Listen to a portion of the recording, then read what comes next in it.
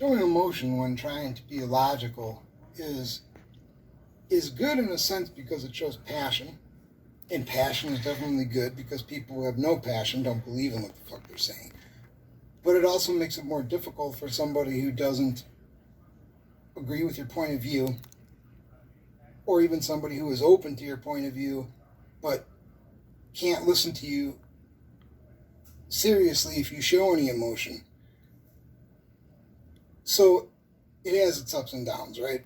I realize I get impassioned pretty easily, especially about certain things. In fact, I spend most of my time editing my videos, cutting that shit out. Let's talk about Breonna Taylor. She was killed on March 13th by Louisville police, serving a no-knock warrant. Everybody knows about this. This has been talked about to death, especially recently. What amazes me more is that so many people who claim to have strong opinions about this, including many protesters, including many people who come on my videos with their spam-ass, fake-ass accounts, so many of these people won't read the Tatum report. Now, I make a correction real quick. The other day I called Brandon Tatum Brendan, sorry, and I got Breonna Taylor's current boyfriend and ex-boyfriend mixed up. Jamarcus was not the one who was at the house, it was the other guy, so I got them two mixed up when I was telling the story. But it amazes me that these people won't go read the Tatum report, because it's not that Brandon Tatum made this shit up and just put together a really well orchestrated piece of propaganda. He released a court document.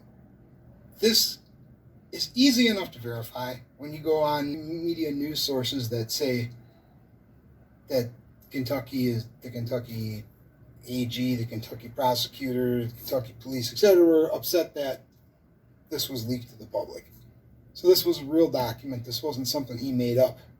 So when you have something that's verifiable fact, and you don't research it, like these spammers, many of them racists, coming on my channel telling me that they wish that I got shot.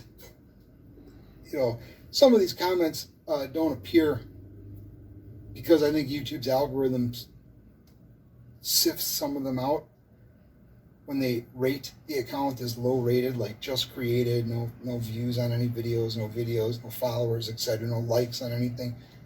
So some of these you guys might not see. I just see them in my email as notifications, and then I go and look, and they're put in the spam folder. And some of these I move out of the spam folder and put on the page so other people can see them, and some of them I just don't bother. But there's a lot of fucking hateful comments and a lot of racist comments. I mean, I don't even fucking, like I said before, I don't even have 1,000 subscribers. I don't get paid for this channel. I don't think that I influence anybody. I'm just some fucking asshole who's talking, and I still get these motherfuckers coming at me just because I put her name in the title of a video.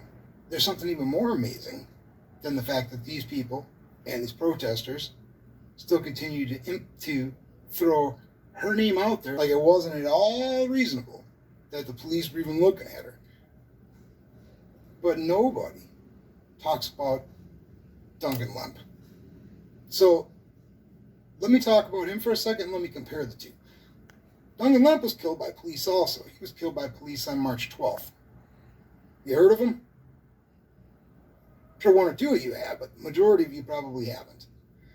He was killed by Maryland Police, MCPD, Maryland County, in Potomac, Maryland. Duncan Lemp was a 21-year-old white male, Caucasian male, who was killed in his home while sleeping in his bed by police serving a no-knock warrant. Now, let's compare the details in these two cases.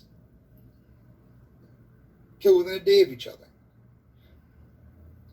Breonna Taylor's warrant was based on a 4-year case that the Louisville police were building against this boyfriend and ex-boyfriend of hers, herself, and like 4 or 5 other individuals who were involved selling heavy-duty debilitating narcotics, among other things. There was a murder investigation. That's how the investigation on her opened, which you would know if you read the fucking report, that a murder victim was found in her car. Okay. In 2016, after she was already an EMT for a little while and had to resign. Okay, so talking about emotion. That warrant was served because she was suspected of drug dealing, running a drug house, in other words, holding the dope, and or money laundering. Did she sell any drugs or transport them? Maybe, we don't know. But what we have that confirmation of was that she was definitely holding the money. Paid bail for these people every time they went to jail. She always had $1,000 to $5,000 in cash to pay bail for this crew as an EMT. Duncan Lemp's warrant was served because he was legally in possession of a firearm. And the firearm, now here's the only thing that I haven't been able to figure out yet. Duncan Lemp's was not a felon, and they don't state why he was not allowed to own a firearm, but for some reason he was not allowed to own a firearm. He's 21 years old, an American citizen, so if he didn't have a felony, aside from being assigned a mental defect, he would be prohibited from owning one because it would be a safety issue for himself or for others, which I did not see any evidence of that either. I don't know why he was not allowed to have a gun. The only other thing I can tell you about him was that he was a software programmer and that he was not a member, but he was a supporter. He at least found it amusing, the Boogaloo movement and the 3%ers. But you're not going to get into that. You can look that up on your own because there's a lot of conflicting information, and to get you an informed opinion, if you don't already have one, you're going to need to do a lot of research, because some people claim things about those groups that I don't really believe are true. I believe they're racist groups. First of all, I've seen members of the Boogaloos and the 3%ers, and I've also seen members of almost all these groups, the Proud Boys, even groups like Patriot Prayer, the Oath Keepers. They have members of every race. So some people will still say, oh, there's some fucking racists. So I'm just going to say they're not. And in any event, he never claimed to be a member. No one claimed he was a member. So aside from doing that, for some reason he wasn't allowed to have guns, and a judge decided to issue a no-knock warrant. Breonna Taylor's warrant was served in the middle of the night, though I believe that the time now, they pinned it down to like 11 o'clock, something like that, but definitely late at night. The police in the Breonna Taylor case decided to knock, even though they had the ability to not knock. And I speculated yesterday as to why that was. Duncan's warrant was served at 4:30 in the morning. The method that the Louisville police used in Breonna Taylor's case, so they decided to knock with her. And I also said yesterday they shot through a door at the police. That's incorrect. They knocked. After knocking several times, hearing them inside, but not having them respond, they did force the door open. At that point, that's when the ex-boyfriend shot at them, hit the cop. Then they returned fire, and the ex-boyfriend, who was the shooter, dove out of the way behind Breonna Taylor, and that's when she got shot. The method with Duncan Lemp was they went into the house at 4:30 in the morning, and they shot through a wall and killed him in his bed while he was sleeping, next to his pregnant girlfriend, who was also injured. On Breonna Taylor's warrant, we have her name, her residence, her car. On Duncan's warrant, though, we have his parents' house they lived at, his parents' name, his brother's name, who I guess is under 18, so he was listed on there also, and Duncan. I don't know if his girlfriend was listed on this warrant. So for whatever reason, Duncan couldn't own firearms. I can assure you 100,000,000% that the reason was not because he had a violent history. Because first of all, that would have been the first thing that popped up in the news when searching this story, because they love to throw that kind of shit out there, and it wasn't. Second of all, because the family has reassured the public that nobody in the house had a criminal record. Third, remember we talked yesterday about Breonna Taylor having a threat level assessment score of 15? Maryland police had the same thing for Duncan Lemp, but he was considered low risk. If you're asking me personally, I definitely have a strong opinion about this, so let me just play devil's advocate. If Breonna Taylor was low risk, why'd the police go there at 11 o'clock at night? I don't know. That's the only thing I can't really answer. They should have went earlier in the day if she was low risk. But, that being said, they had a 4-year case on her, and they had a lot of other stuff that they thought they were going to tie her into. So while she may have been a low risk for physical danger to them or to the community, they wanted to catch her slipping, hoping that they're going to get stuff. But I'm going to say with very strong conviction, Duncan Lemp, now possession of a firearm illegally And they did recover a couple of guns. They were standard guns. So we're not talking about possession of a fully automatic weapon or possession of some kind of mini mass destruction weapon. There wasn't, there's no bazooka. There was no kind of fucking grenade launcher. These are just a couple of shotguns and handguns that they recovered. Okay, and that was all that they anticipated was going to be there. They didn't think he had anything that wasn't a legal weapon. He was just not legally allowed to possess them. Which I think is crazy, because if he lives in a house with his parents, who are legally allowed to, his girlfriend is legally allowed to, his brother, who would be legally allowed to with parents' consent, those guns could have been anybody's. Even if they were his, and they knew he wasn't allowed to have them, they still could have said they were theirs, and they could have kept them under lock and key, and there is no fucking way that anybody could prove that they were his. Now, there was one thing at the scene. He did have a booby-trapped bedroom door. His family knew that he did this. They didn't walk in there unannounced. And the girlfriend had to warn the police not to just come barging in the door because it would have been shot with a fucking shotgun. So he incriminated himself there by doing that. Other than that, they would have never known. My point is, though, why the fuck were they there in the first place? Who ratted them out and why? Whatever the why was, he was a low threat assessment also. And when you want to go and recover guns from somebody who has illegal guns, you got two kinds of situations generally. You just got somebody who has a gun who isn't supposed to have a gun, or you have somebody who's armed because they're committing crimes like robbery and assault, or they're armed because they are planning to commit something bigger, more conspiratorial, like, they're going to take down something, right? That wasn't his assessment. So why the fuck did they even go there at 4:30 in the morning? Doesn't make any sense to me. Unlike dope and money, especially dope, that moves around a lot, guns aren't something that you're always moving around, especially if they think he has more than one. If they think he has one gun on him, then sure, it might move around with him, which means you could simply catch him in transit and find a reason to search, and it's over. We're talking about multiple guns. Unless he's carrying around all 5 of these guns that they got, there's always going to be a gun there. So if they go at any time, they're still going to get it. What's the reason for serving it at 4:30 in the morning?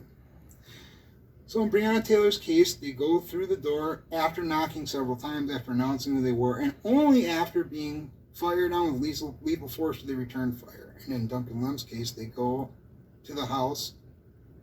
They don't knock. They don't use the no-knock and enter through the door. They don't even use flashbangs. They shoot through a fucking wall. I don't know if they had thermal gear. They shoot through a wall and they fucking get him. So they know where his bedroom is, and they get him. Now here's where the even bigger, if it could be bigger, here's where the even bigger differences start to come in. The girlfriend was forced to stay in the bedroom with her boyfriend's now corpse for about an hour, because that's how long it took police to get through the booby trap, or however long it took her to disarm it and for them to believe it was disarmed. Whichever is the case, she had to sit in there with her dead fucking boyfriend, or future baby daddy, for an hour. And further, when this was released to the media, Breonna Taylor, this case was presented as she was an EMT, had nothing in her record at all, that she was asleep in the bed. Police entered the home without a no-knock warrant, without announcing who they were, and started firing. Then later it came out that the boyfriend shot first. Then later it came out that they actually did announce themselves, even though they had the right to do it, no knock. And then finally, with the release from Officer Tatum, we got to see the full story. And essentially, her name should not be valid for complaint. Though I've already seen people, including fucking Nancy Pelosi, say that there was no justice because those guys were murderers and they don't essentially believe the facts. But I don't have time to talk directly to people who don't believe fucking facts. I can't help you. There was not body cam footage of the shooting. There was some body cam footage. One of the officers had some. I don't think all the officers in the department have it. But there was no body cam footage of the shooting, at least not that I've seen or that I've heard about. But I will tell you, just in relation to body cam footage, look at Jacob Blake and the guy in LA that was on the bike that threw his fucking gun or whatever. Look at how quickly that body cam footage got released. By the departments, hoping that seeing the body cam would quell people, and of course it didn't, because they don't give a fuck what the facts are.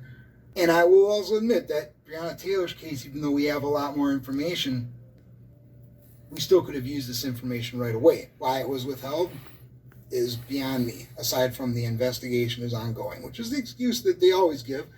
I said Jacob Blake. He didn't have body cam footage. Who was the other guy I was thinking of where they released body cam footage right away? In any event, point is, there definitely was body cam footage from the Maryland police. They all have body cams. To this date, now Breonna Taylor and Duncan Lemp were both killed in March. April, May, June, July, August, September. 6 months. 6 months later, Breonna Taylor's case is closed. She got this wrongful death thing, which don't make any sense to me. And the cops have been, except for the one cop who got charged with reckless endangerment, which in that state, I guess they call it wanton endangerment, which some people mispronounce as wonton. Other than that, though, the cops have been guilty. We've seen the facts, we understand why. 6 months, though, Duncan Lemp's case, guess what? No body cam footage. No protests in his name. In fact, the DA's office several times made a point of saying, you know, there's COVID going on, you guys can't keep coming down here and asking us questions. They put off the family's lawyer, any group, just as recently as August, just a month ago, filed a lawsuit on behalf of their state to get that body cam footage. Still don't have it. According to police, they showed up, he armed up, came outside, presented himself. Sorry, didn't come outside. Presented himself where they could see his munitions, refused to drop his weapons or comply, so they shot him. Didn't specify whether he shot first, they just said basically he had a weapon.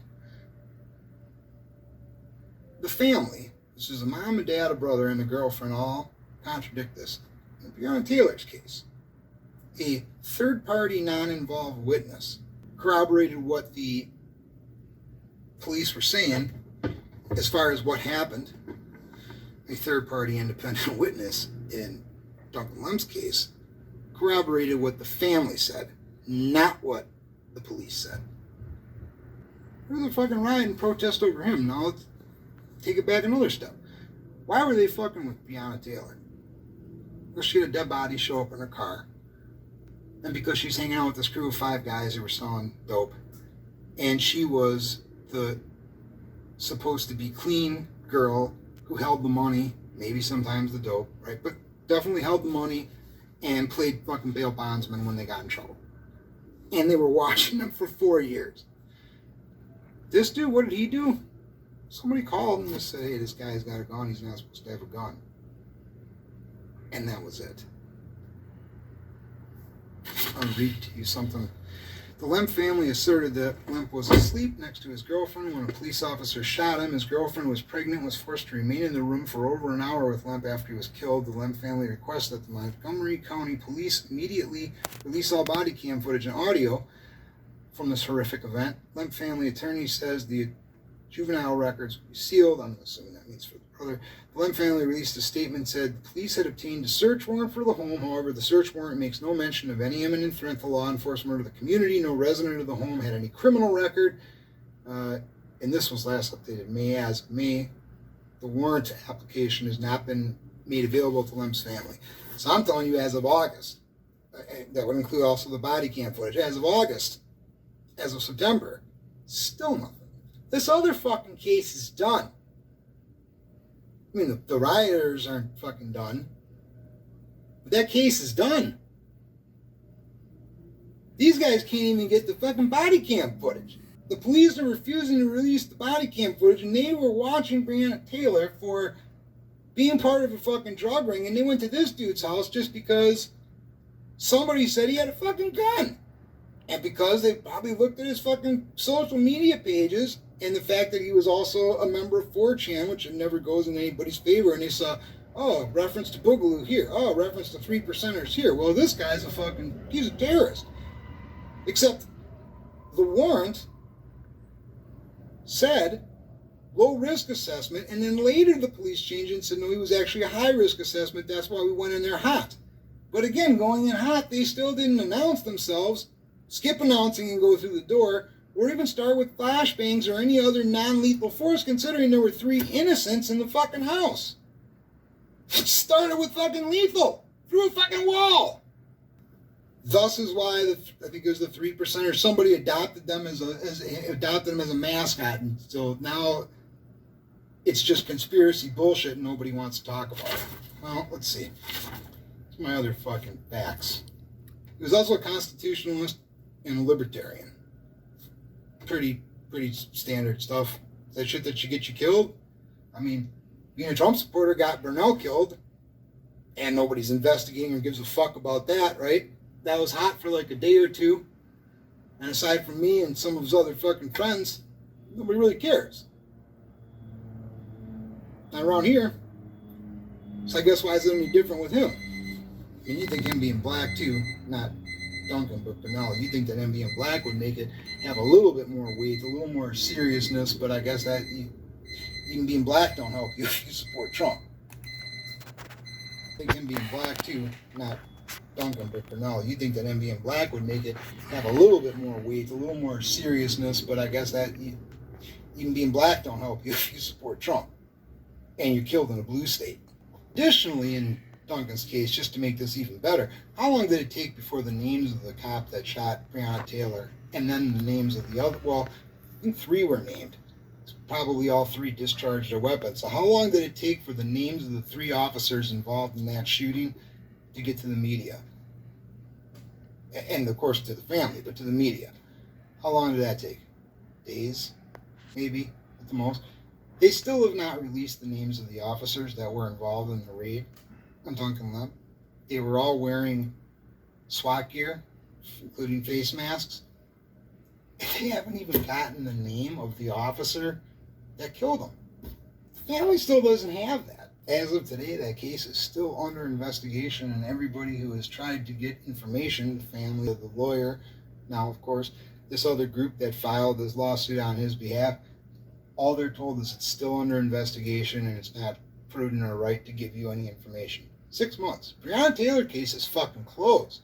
In fact, his family was threatened by some people in the government in their area saying, we're aware that there are going to be some protests in your son's name, and if you attend, we're going to make your life uncomfortable.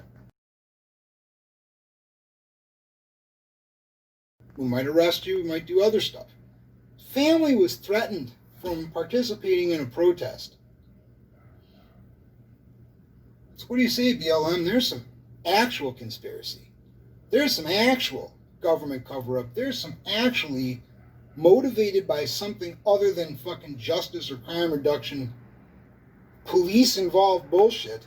You guys are so busy, all these names that not all but the majority of them get proven to be somebody who fucking did something violent, who had a history of being violent and did something violent, or generally resisted arrest, and it has nothing to do with DWB or any bullshit like that. In some way, it could have been avoided if their actions had just been slightly different for a short period of time. But what could this guy have done different? Not had the guns. For whatever the reason, I really want to know the reason. That means a lot to me. If his family's claiming nobody in the house had a criminal record, that means he wasn't a felon. And if he was ruled by a court to be fucking, mentally impaired, a danger to himself or to others, that's a huge thing. And that would be out there. And nobody would care about it. Like, oh, dude, he was called mentally unstable. That's why he couldn't have a gun. I mean, I still wouldn't like how this was done, but I wouldn't really care. I mean, it's not the right word, but I mean, I would be, it'd be like, that's a tough one. If you're considered suicidal, and a court has said that. Not that a couple of friends have said, man, I'm a little worried because dude's got a gun and he's been down lately. I'm worried he's going to blow his brains out. But a court actually ruled, you are so fucking depressed, we're afraid you're going to blow your brains out, and they're taking it. So I don't know. Sometimes you can lose them temporarily. you can lose your right to have them temporarily if you're charged with something else, or if they're investigating something else, or or during the completion of another case, you have to wait. Or it could be a probationary period assigned for something that was a misdemeanor. That's got to be what it is. That's not a serious enough reason to go to somebody's house at 4:30 in the morning because they might have a shotgun and a handgun. So my final question is just going to be, I'm a libertarian. I have to consider myself on the right at the moment because I do like Trump. I wonder why so many of us are against red flag laws.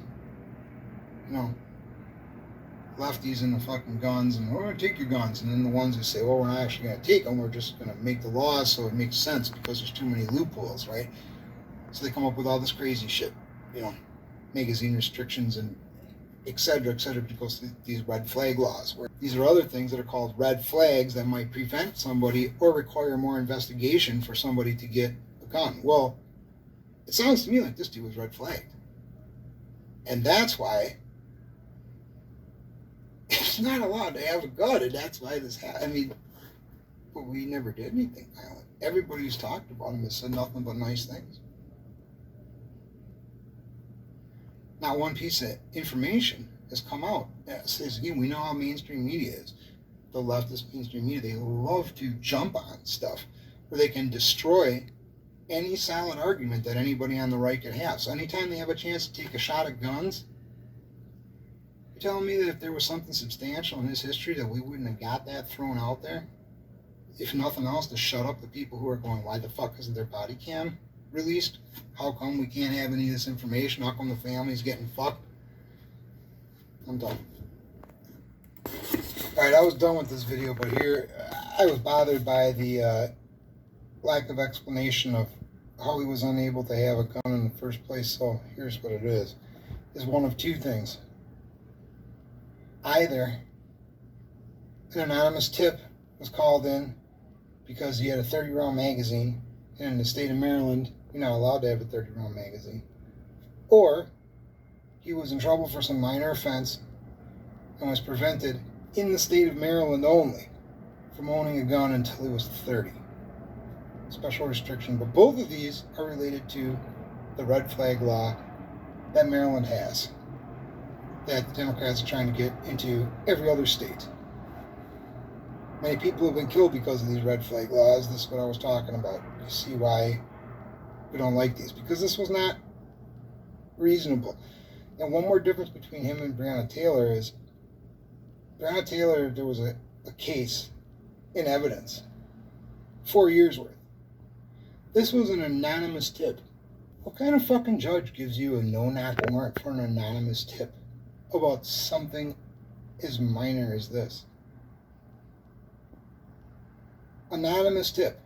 Look, well, this guy owns a gun he's not supposed to. That's a fucking anonymous tip. First, they have to vet it and figure out whether or not the person's naming the right person in their anonymous tip, and then whether or not that person's allowed to have a firearm. And after that, they do a knock and talk at best. Most of those probably just get dumped and they don't pay attention to them. Unless this guy has a gun and isn't supposed to, is coupled with, and he's walking around with it, and he waved it at me, he waved it at another person, especially not on his own property, especially somewhere else. That would be a reactionable call where they would go, uh-oh. That's an in progress, though. And it wouldn't matter whether or not he was legally able to own the gun or not. That's important because that's an in progress thing and something could happen. An anonymous tip. What fucking judge was this? And I said that his family was threatened, and I wanted to give you, I wasn't just making that up, the Assistant District Attorney of Montgomery County, which is the county, apparently when Maryland does it, when one county has a OIS, one of the adjoining counties, the one that does the investigation in this, the adjoining county, Montgomery, is the one that's supposed to be doing this investigation. The ADA of that county sent a letter to Duncan's parents saying they understand that there might be a protest at the Maryland County Police Department headquarters, and that you should remember the governor's orders, 6-foot rule, quarantine, mask, etc., and it would be a shame that you get arrested or anyone else would get arrested because of an illegal protest.